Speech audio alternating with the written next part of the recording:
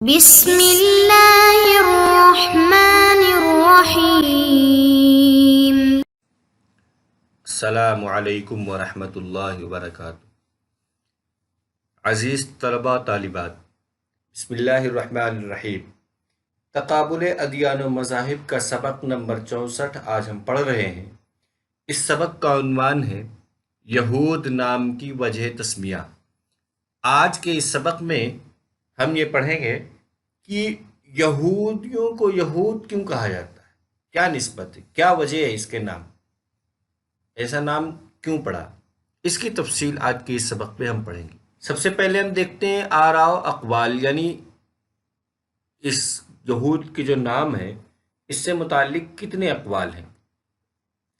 لفظ یہود کی وجہ تسمیہ سے متعلق 3 رائیں پائی جاتی ہیں، ان کی تفصیل درج ذیل ہے۔ پہلی رائے، یہ خالص عربی لفظ ہے اور ہود سے بنا ہے، جس کے معنی توبہ و انابت کے آتے ہیں۔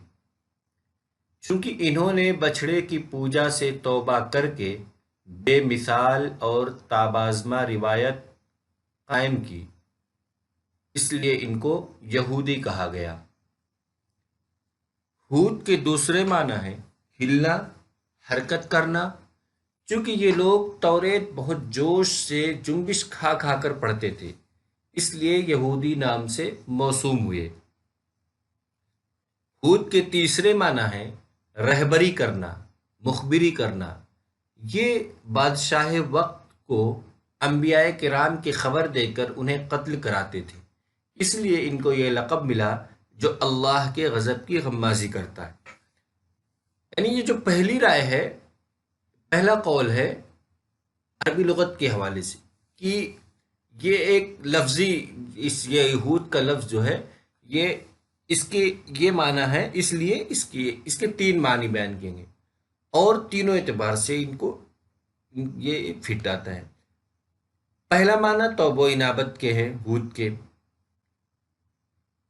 انہوں نے چونکہ بچھڑے کی پوجا سے توبہ کر لی تھی اور ایک نئی روایت قائم کی تھی، تو اس توبہ کرنے کی وجہ سے ان کا نام یہودی پڑ گیا۔ اور ہود کے دوسرے معنی ہے ہلنا اور حرکت کرنا۔ چونکہ یہ توریت کو ہل ہل کر پڑھتے تھے اور جنبش کھا کر پڑھتے تھے، اس لیے ان کا نام یہودی پڑ گیا کہ ہلنے والے لوگ ہیں۔ اور یہودی کے تیسرے معنی رہبری کرنا، مخبری کرنا۔ یہ چونکہ بادشاہ وقت کے مخبر ہوتے تھے اور انبیاء کرام کے بارے میں خبریں پہنچاتے تھے، اس لیے ان کا نام غضباً اور تنزن ان کا نام پڑھا کہ یہ جاسوس اور مخبری کرنے والے لوگ ہیں، اس لیے ان کو یہودی کہا گیا۔ یہ تو پہلا قول ہے کہ جو لغوی کو ترجیح دیتا ہے کہ اس لفظ کے معنی ہے، اس لیے ان کا نام یہودی ہو گیا۔ دوسری رائے یہ ہے کہ بنی اسرائیل کو یہود حضرت یعقوب علیہ السلام کے چوتھے بیٹے یہوذا کی طرف نسبت کر کے کہا جاتا ہے۔ علماء یہود کا خیال ہے کہ یہ لفظ مرکب ہے یہو اور ذا سے۔ یہو کے معنی اللہ اور ذا کے معنی ہاذا۔ ان کی دلیل کتاب پیدائش کی یہ عبارت ہے، اور وہ یعنی زوج یعقوب، اور وہ پھر حاملہ ہوئی اور اس کے بیٹا ہوا، تب اس نے کہا کہ میں خداوند کی ستائش کروں گی، اس لیے اس کا نام یہوذا رکھا۔ اس میں یہ بتایا گیا کہ یہود کا لفظ جو ہے یہ اصلاً یہوذا تھا، اور یہوذا حضرت یعقوب علیہ السلام کے ایک بیٹے کا نام۔ جب حضرت یعقوب علیہ السلام بیٹا پیدا ہوا تو یعقوب علیہ السلام کی بیوی نے کہا کہ میں خداوند کی ستائش کروں گی، خداوند کی تعریف کروں گی، اس لیے اس کا نام یہوذا رکھا گیا۔ یہو کے معنی اللہ کے اور ذا کے معنی ہاذا کے، یہ اللہ، اس طرح سے۔ علماء یہود کا یہ خیال درست نہیں، یعنی اس قول کا تبصرہ یہ ہے یہوذا پہ کہ علماء یہود کا یہ خیال درست نہیں ہے، کیونکہ لفظ یہو کے ساتھ کسی ایسے ہی لفظ کو ملایا جا سکتا ہے جس کا ملایا جانا اس کے ساتھ موضوع ہو۔ لفظ ذا کوئی موضوع لفظ نہیں ہے جو کسی مخلوق کا نام رکھنے کے لیے اس کے ساتھ ملایا جائے، اس لیے کہ اس کے ملانے سے جو معنی بنتے ہیں وہ یہ ہے کہ یہ اللہ ہے۔ یہو کے معنی اللہ اور ذا کے معنی ہاذا، یعنی یہ یہو ذا، یہ اللہ۔ ظاہر ہے کسی مخلوق کے لیے اس لفظ کا استعمال نہایت ہی مکروہ ہے، یعنی کسی مخلوق کو یہ کہنا کہ یہ اللہ ہے۔ اس لیے یہودیوں کا یہ کہنا ہے کہ یہوذا کی وجہ سے اس کو یہودی، ہمیں یہودی کہا جاتا ہے، تو یہ بہت ہی غیر مناسب بات ہے کہ یہ ایک انسان کے لیے اس لفظ کو استعمال کرنا کہ یہ اللہ ہے، یہ غیر اخلاقی بات ہے اور مکروہ، بہت ہی ناپسندیدہ بات ہے۔ تیسری رائے یہود کو یہود کہنے کی سے متعلق تیسری رائے یہ ہے، ایک پہلی رائے تو لغت کی ہو گئی، دوسری رائے یہودا سے، تیسری رائے یہ لفظ مملکت یہودا کی طرف منسوب ہے، جو حضرت سلیمان علیہ السلام کے انتقال کے بعد جنوبی فلسطین میں قائم ہوئی تھی۔ آپ کے انتقال کے بعد بنی اسرائیل دو حصوں میں بٹ گئے تھے، ایک حصہ اسرائیل اور دوسرا مملکت یہودا کے نام سے موسوم ہوا، کیونکہ بنی اسرائیل میں صرف دو خاندان یہودا اور بنیامین ہی باقی رہ گئے تھے، جس پر یہودا کے نسل کے غلبے کی وجہ سے یہود کے لفظ کا اطلاق ہونے لگا۔ اسرائیل یعنی سامرا میں رہنے والے اسرائیل کی آشوریوں کے ہاتھوں مکمل تباہی کے بعد پوری قوم پر لفظ یہود کا اطلاق ہونے لگا۔ یہ ایک بادشاہ کی طرف نسبت کرتے ہوئے، تیسری رائے یہ ہے کہ بادشاہ کی طرف نسبت کرتے ہوئے یہ نام پڑا یہود۔ یہ ایسا ہوا کہ بنی حضرت سلیمان علیہ السلام کے بعد بنی اسرائیل دو مملکت کی دو سلطنت میں بٹ گئے۔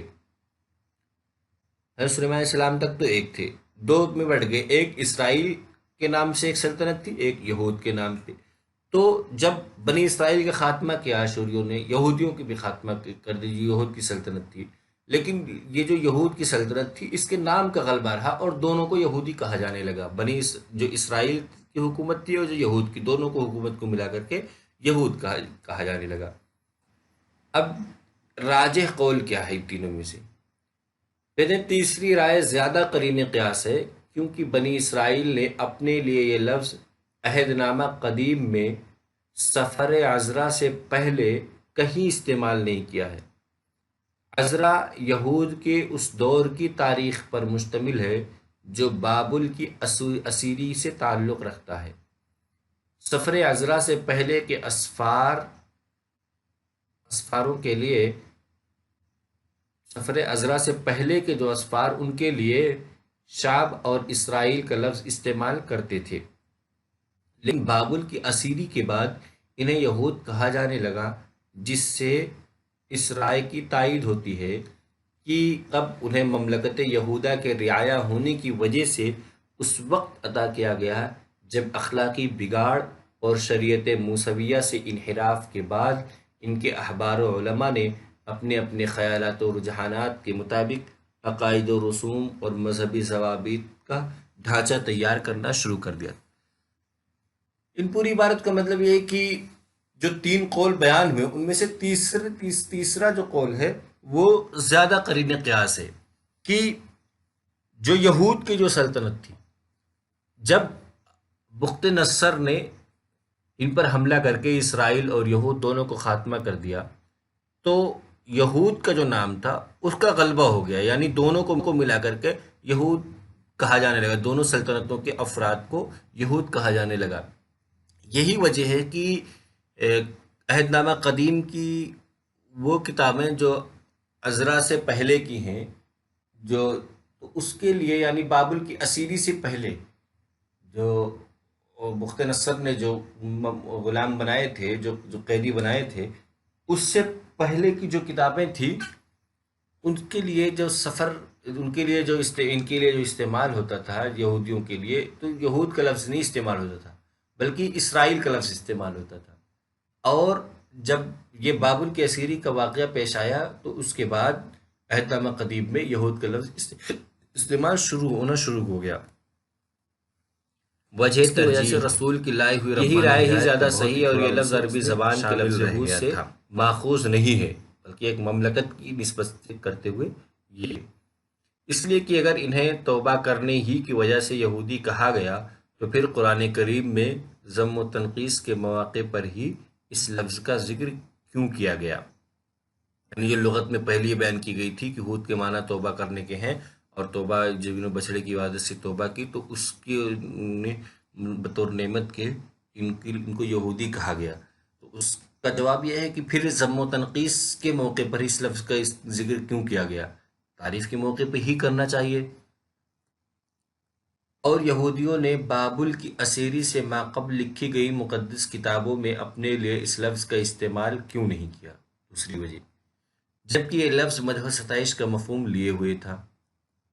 نیز قرآن کریم میں جہاں کہیں بھی بنو اسرائیل کو خطاب کیا گیا ہے وہاں بنی اسرائیل ہی کے الفاظ استعمال ہوئے، نہ کہ یہود کے۔ یہود کے لفظ سے مذہب یہود کے پیروکاروں کو خطاب کیا گیا ہے، جن میں اسرائیلی اور غیر اسرائیلی دونوں شامل ہیں۔ یعنی جہاں پہ قرآن کریم میں اسرائیل کا لفظ استعمال ہوا، اس کا مطلب یہ ہوا کہ بابل کی اسیری سے پہلے جو واقعات ہیں اس کے لیے اسرائیل کا لفظ استعمال ہوا، اور اس کے بعد کے جو واقعات ہیں بابل کے اسیری کے بعد اس کے لیے یہود کا لفظ استعمال ہوا۔ ظاہر گوشالہ پرستی سے توبہ صرف اسرائیلیوں نے ہی کی تھی، یعنی یہ بابل کے اسیری سے پہلے کا واقعہ ہے، غیر اسرائیلیوں نے نہیں کی تھی۔ نیز اس وقت غیر اسرائیلی قومیں یہودیت میں داخل بھی نہیں ہوئی تھیں۔ آج کی ایسا یہ ہے کہ اس سبق میں ہم نے سب سے پہلے پڑھا کہ یہود کی وجہ تسمیہ کو جانتے ہوئے کہ اس سے متعلق کتنی رائے ہیں، پھر ان رائے میں سے 3 رائے کے بارے میں پڑھا، پھر پہلی رائے کے بارے میں جانا، پھر دوسری رائے کو سمجھا، پھر تیسری رائے کو پڑھا، پھر راجح قول کو سمجھا کہ تیسری رائے زیادہ، پھر آخر میں یہ نا کہ اس جو راجح قول ہے اس کی وجہ کیا ہے،